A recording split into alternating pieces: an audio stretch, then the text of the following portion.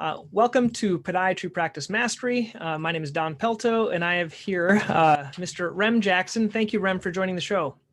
My pleasure. Glad to be here with you, Don. And Rem, I wanted to talk a little bit about this article that you did in Podiatry Management. And the title of the article was The Best Day Ever. And tell me kind of how you got inspired to do that article and kind of what are some of the main points that you found were inspiring? Well, it's your best day ever, because that one little word matters, in my opinion, because it's very personal. And so, how did I get inspired?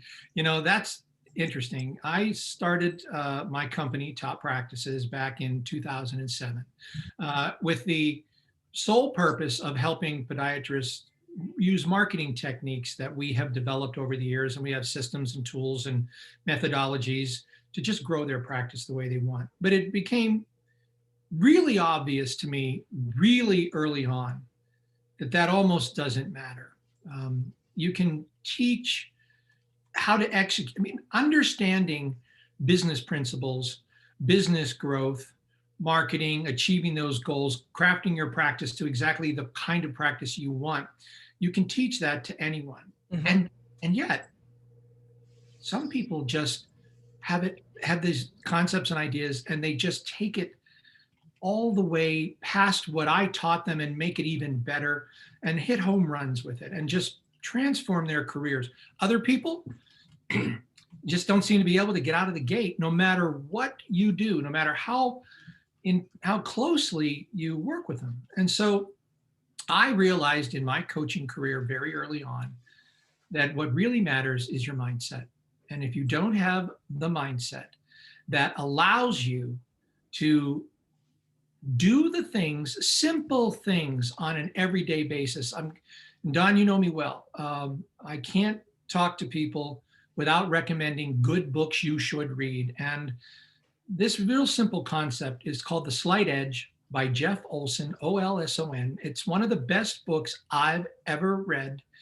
And it just says, successful people just do the same things. They just don't stop, and they do little. It seems insignificant every day, but they never quit. But that's driven by your mindset and how you approach, the day.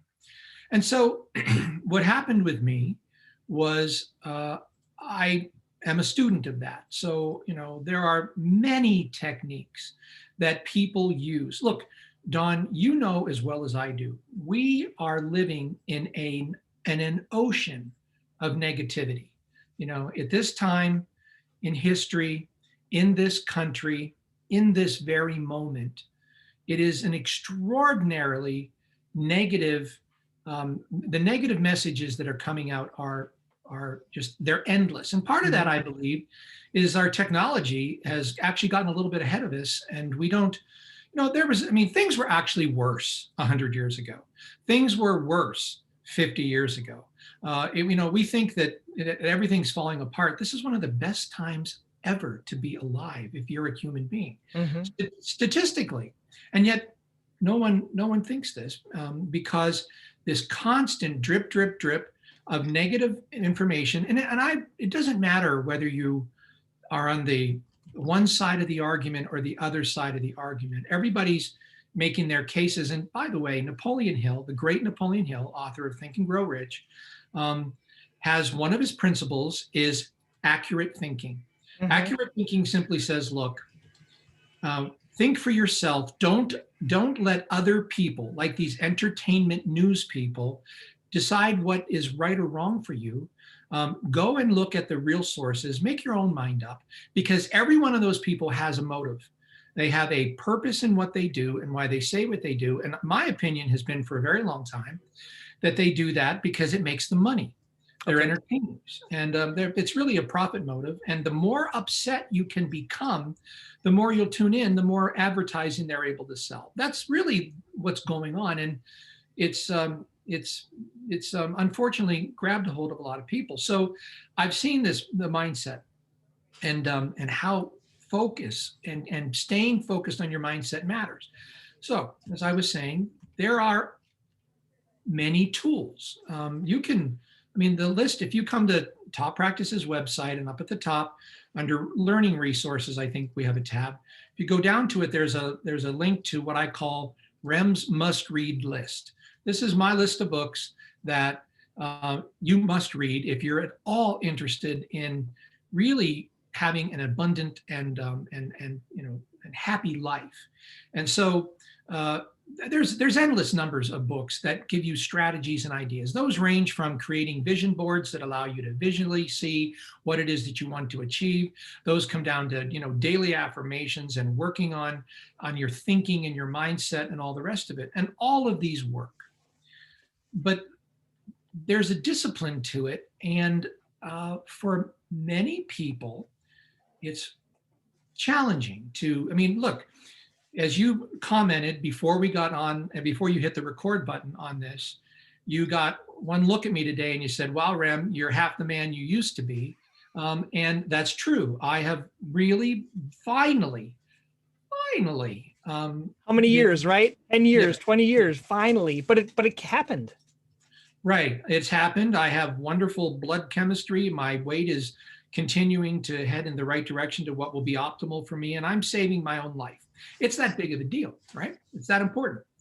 And yet, for years, knowing everything that I know, my challenge was, not today. No, I'm not going to do it today. And so it's not easy to get in the rhythm. And why do you make that choice to just start? For instance, everybody listening, if you have weekly meetings with your staff and you go over your metrics and you look at what you're doing and you follow your own training protocols, you will do better. And people come to these my summit meetings at Top Practices. They go to the AAPPM meetings and they're like, that's great, we're going to do this. And they go back and they say, we're going to have weekly staff meetings. That usually lasts about 4 weeks, and then we can't do it today, whatever, and then it just drops away. So accountability, it's hard. It's very difficult. And there's a friend of mine named Dan Buettner, and he is the author of a book called The Blue Zones. It's places in the world, all around the world, where people live to be 100 years old, and the morbidity rate, I think is what it's called, is very short. In other words, you don't have these long drawn out illnesses and die. You just die because you're old and you die, which is like, that's my goal in life, is to walk out to get the mail and fall over dead. That's really how I want to go. Instead of some long protracted illness and whatever, I just want to, okay, that was great.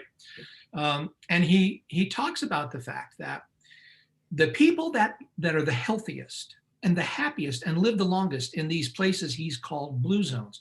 They're in Costa Rica, Loma Linda, California, Sardinia, all around the world. It's fascinating. You should go to Blue Zones and learn about it. He's got a fantastic, by the way, Don, cookbook.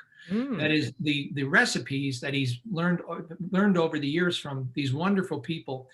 And so to be one of these healthy, people that live up to be 100 years old, why would they, centenarians, I guess you would say. Turns out they don't go to the gym. They're not on diets.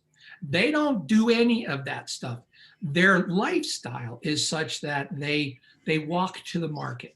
They have their lives are involved activity. They eat very simple, what you might call peasant diets, lots of beans and nuts and vegetables. And, joyfully for me, a little bit of wine is also part of their regimen. So I thought I could sign on for this. That sounds pretty good. And there's a definite little bit of wine, not a lot of wine, a little bit of wine. But the fact of the matter is that it isn't something they have to fight for, or it's not hard. It's not hard. It's just what they do. It's how they live their lives. And so I spent a long time trying to sort out for me, really, this is by the way, this article that I wrote, this book that I'm working on, this is all for me. This is because I need this. And then I just found that this is a successful strategy that works for me. And I wanted to share it with other people. That's why I was delighted Barry Block put it in Podiatry Management. And so Napoleon, this idea is not mine original. It comes from Napoleon Hill. So Napoleon Hill used to do something that I found pretty interesting. He would talk to his subconscious mind. And in fact, he called it sub. He said, anytime he wanted to work with his subconscious mind, he would talk to it. He'd have a conversation with it. And this is an interesting idea because, your subconscious mind is actually a massive supercomputer. It has one job only, and that's to help your conscious mind manifest what it is that your conscious mind's working on or thinking about. So that's why your thoughts matter. Because if you're constantly fretting and worried and fearful and thinking, I got to watch this, or that person's out to get me, or if the podiatrist down the street is successful, I'll be less successful, which is ridiculous. John Holtman said one time, the only competition that podiatrists have is stupidity and Walmart. Everybody else is simply on the same ship with you. A rising tide floats all boats. So, but if you have these thoughts, then your subconscious mind, who doesn't know that your subconscious mind doesn't know the difference between true or false, right or wrong, good or evil. It just knows it's there to help you, and it will work all the time, all night long to help you. And so if you're really thinking about worry and negativity, that's what it's going to manifest. It's going to help you. Oh, we're worked up today. We think we're going to get audited. Let's go get audited. I mean, and by the way, it's not magic. It's not crystals. It's none of those things. It's simply the incredible power of your mind to manifest what it's focusing on. And it could, however, be very positive thoughts that you have. Right. It's just that most of us, we're bathed in a sea of negativity, right? Most of us are fighting for any positivity. So I start every day. I have a goal, Don, and here it is. My goal today is to have the best day I've ever had. Just today. It's almost like the 12-step program, just for today, I'm not going to drink. I don't know about tomorrow, but today I'm going to follow my plan. For me, it's just for today. I'm going to focus on my supreme goal today is to have my best day that I've ever had, just a little bit better than yesterday. And so when the letter comes, when the phone call comes, when the problem happens, I will deal with it like everybody else does. We work very hard to try to build our systems so we have as few of those emergencies as possible. Yep. But even in the middle of it, my primary goal today is that this is going to be an excellent day, even though I'm dealing with whatever it is. And so for me, what happens is not only does the anger go away, the stress go away, the fear go away, because I'm fine. I'm having a great day. Then I find that I've actually got a lot more room to problem solve, work with people, understand what the other person is trying to say to me, and deal with that more appropriately. Okay. So it's kind of like these centenarians, right? They don't have to think about it. They just do it. And that's what it is with me. So for me, your best day ever starts the night before. Now, as I said, if this idea of talking to your subconscious mind, see, this is what really helped me. I've developed a personal relationship with my subconscious mind because it's your best friend. It's your best friend. All it wants to do is help you. It loves you. It's in. And, I came up with some other names for it and they were all stupid. I just went with sub, like Napoleon Hill does. I thought, I don't have to copy it totally. And I realized Napoleon Hill knew what he was doing. So every night before I go to bed, I have this routine and I lay down in bed and close my eyes and Sub and I have a conversation. One of about 5 that I have every day with Sub, by the way. It's a real simple, short little thing. And I just say, first of all, thanks for everything today. It was a fantastic day. I want to, thank you for this, that, or the other thing. We did a great job today. And by the way, I know I'm talking to myself. But there's rules, by the way, to talking to yourself. The first rule is it's okay to talk to yourself. Second rule is it's okay to answer yourself. The third rule is if you ever find yourself saying, what'd you say? Then you really should go get professional help. So we're in a good side here. And just say, basically, listen, tonight, now, because listen to me very carefully, everybody, you're dealing with this. So many of us wake up about 3:30 in the morning, 4 o'clock in the morning, and your mind is racing. Yep. It's going over that thing that's really bothering you. And it's bad. It's like you're really worked up in the middle of the night, and then you try to get back to bed. Many of us do. Then, 5 o'clock, 6 o'clock, 7, whenever you're waking up, you wake up.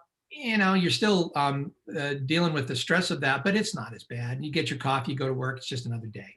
And this happens over and over and over. Our sleep is badly disturbed um, because of our minds racing like this. So what I've done is I say sub, and I've created an image in my mind of a vault.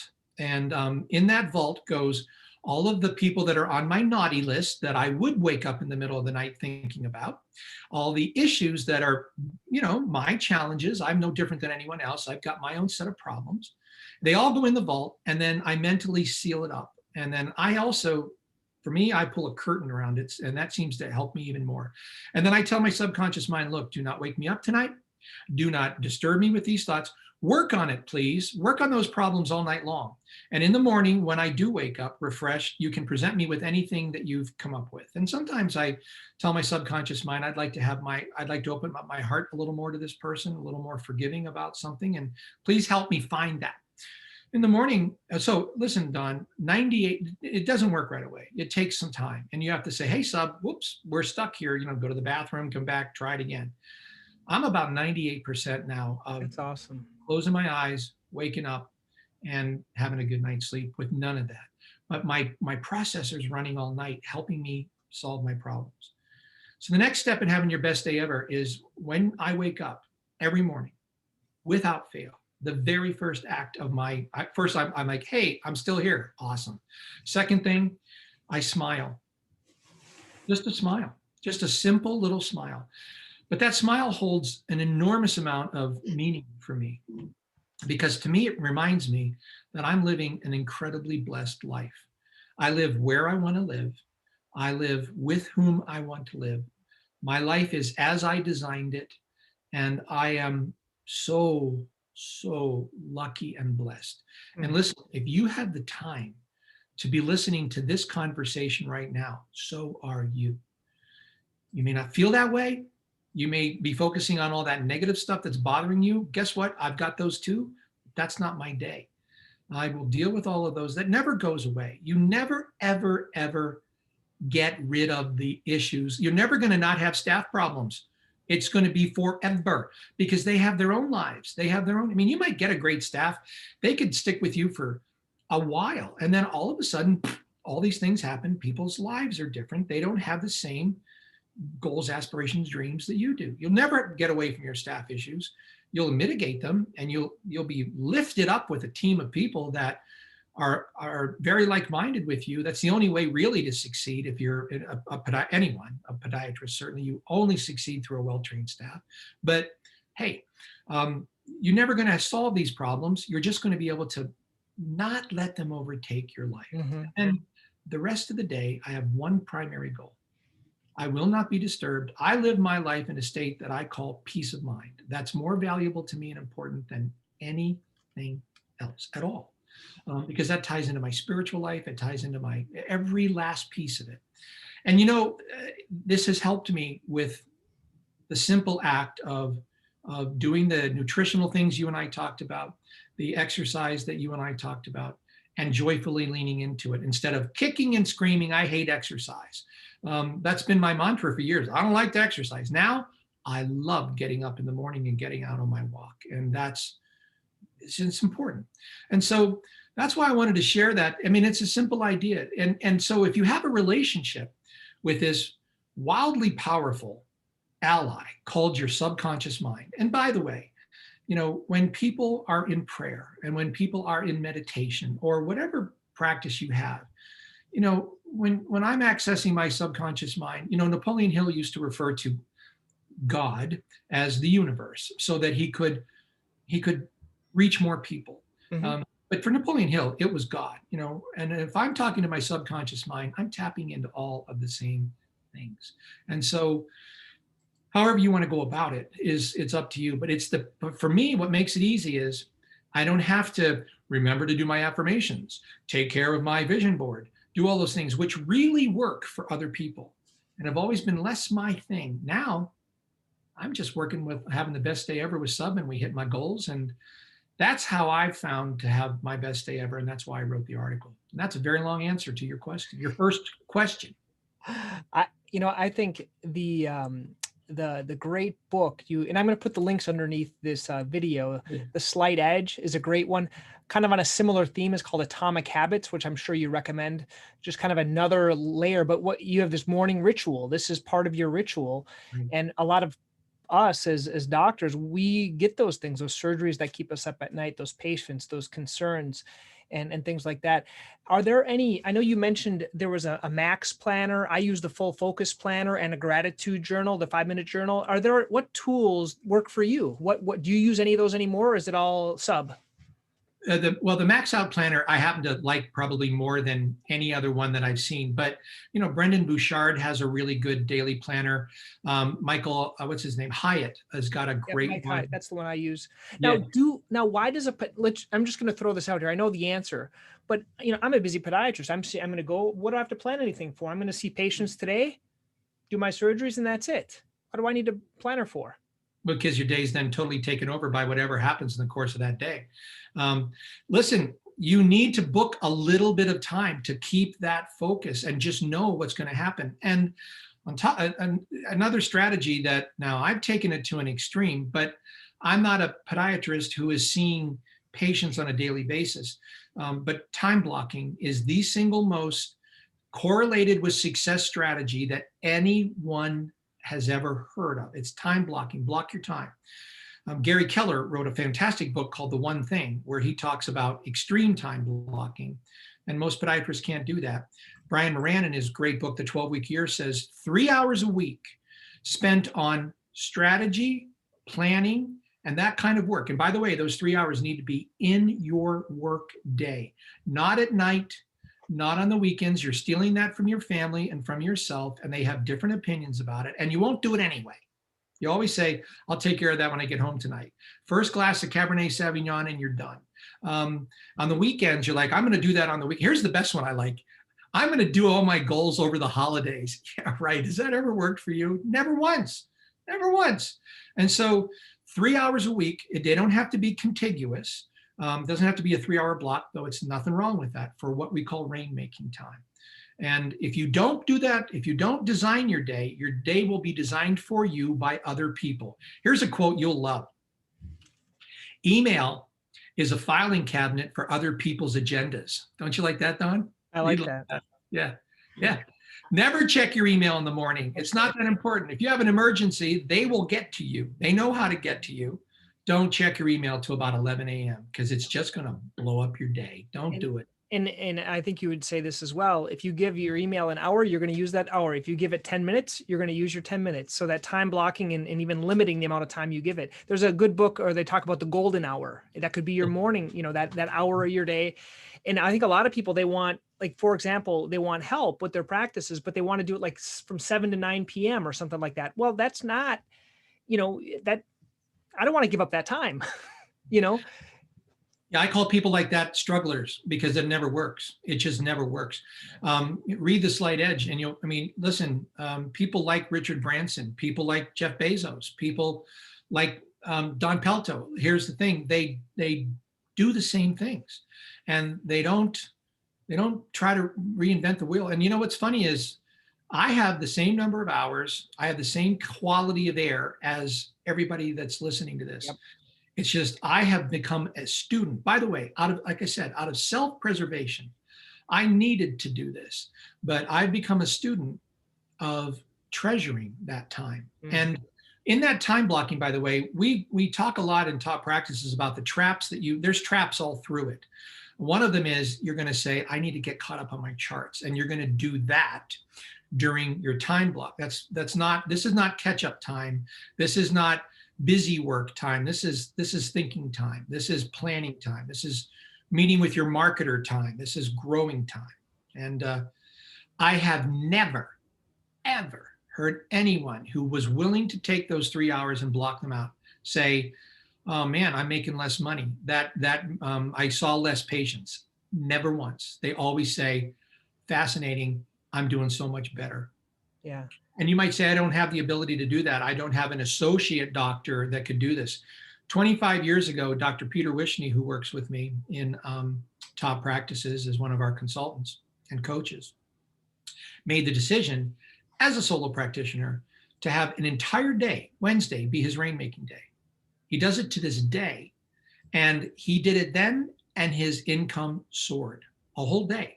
Now, I'm not telling you that you're like Peter Wishney, as almost nobody is, but you can get those 3 hours. And I'll give you a way to get 20 hours a week or a month, and that is get to the office an hour earlier if you're able to do so. Before anybody else gets there, 1 hour just for this kind of work. That's 5 hours a week. That's 20 hours a month. Now, what if you only did it 10 hours? Now, and some people here, by the way, can't get to work before they have child responsibilities, and I understand all of that. It's very common. So then book it out, not at lunchtime, but near lunchtime, and take that time right across the board. Your staff knows, no interruptions, nothing except emergencies. If someone's life's in danger, they better come see you. Other than that, block that out. But a lot of people take like, 7 to 10 on Wednesday mornings. That's a very common time to do it. Do not do your block time for rainmaking at the end of the day. You've already used up too much of your energy. There's no mental energy. You can't plan. I used to plan Friday afternoon for the next week. Get it? It was dead. No, Friday afternoon is useless because everybody's like, is it time to go yet? No, no. In fact, just go home. Have fun. Well, Rem, I think we covered a lot of really good topics for people. And in the past, I think you've probably seen this with your clients. I think if people want, just give me the next tip. If you guys just listen to what Rem has said here and take action, the key is taking massive action. If you could stop learning, you could just stop right now and just take action on these one things, taking your hour and evaluate these, read these books that we're going to put links to.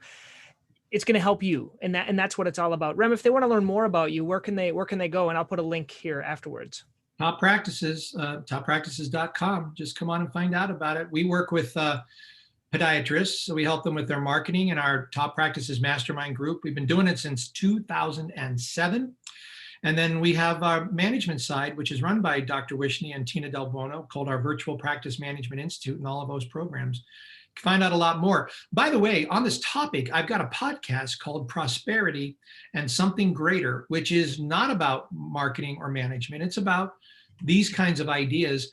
And I interview some leading lights in your profession, plus many other folks that you just would find fascinating. It's been amazing, really looking at what really successful people, how they would say what prosperity is to them. Yeah. And almost every single one of them says, it's not about money. I mean, they all start there. So great. Well, Rem, thank you so much for your time. And we'll put those links underneath on the show. Thank you so much. Well, thank you, Don, and congratulations on all your success. I knew you when you were a student, so it's great to see this. Keep going.